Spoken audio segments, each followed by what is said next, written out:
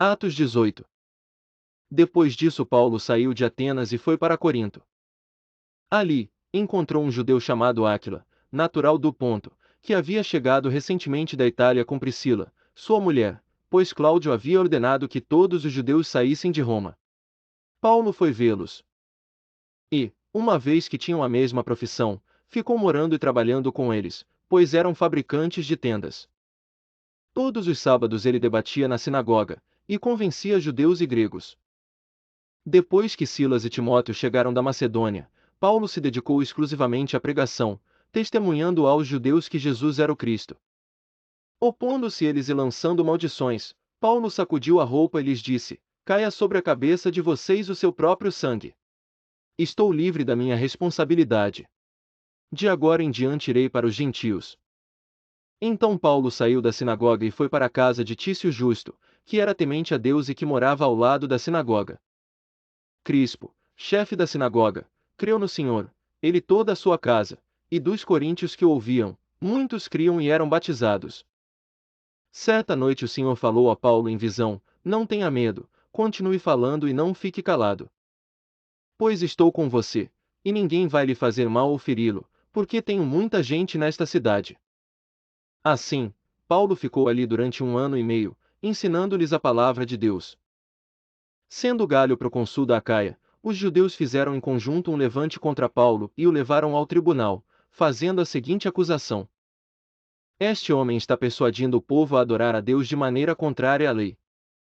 Quando Paulo ia começar a falar, Galho disse aos judeus: Se vocês, judeus, estivessem apresentando queixa de algum delito ou crime grave, seria razoável que eu os ouvisse. Mas, visto que se trata de uma questão de palavras e nomes de sua própria lei, resolvam o problema vocês mesmos.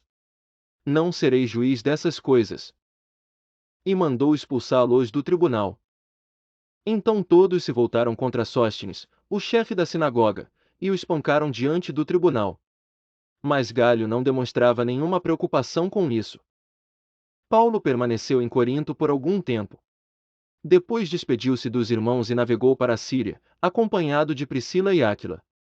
Antes de embarcar, rapou a cabeça em Cencreia, devido a um voto que havia feito.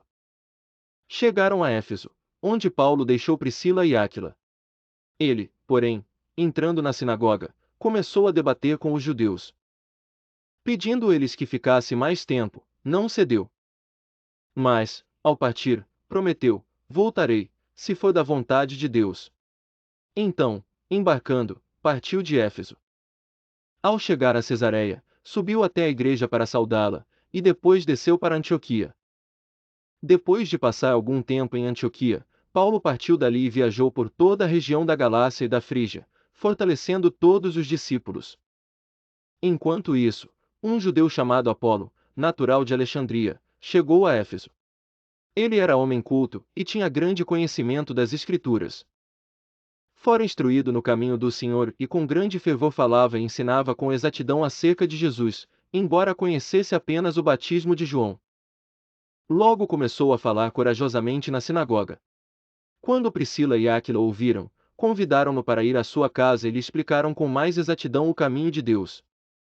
Querendo ele ir para Acaia, os irmãos o encorajaram e escreveram aos discípulos que o recebessem.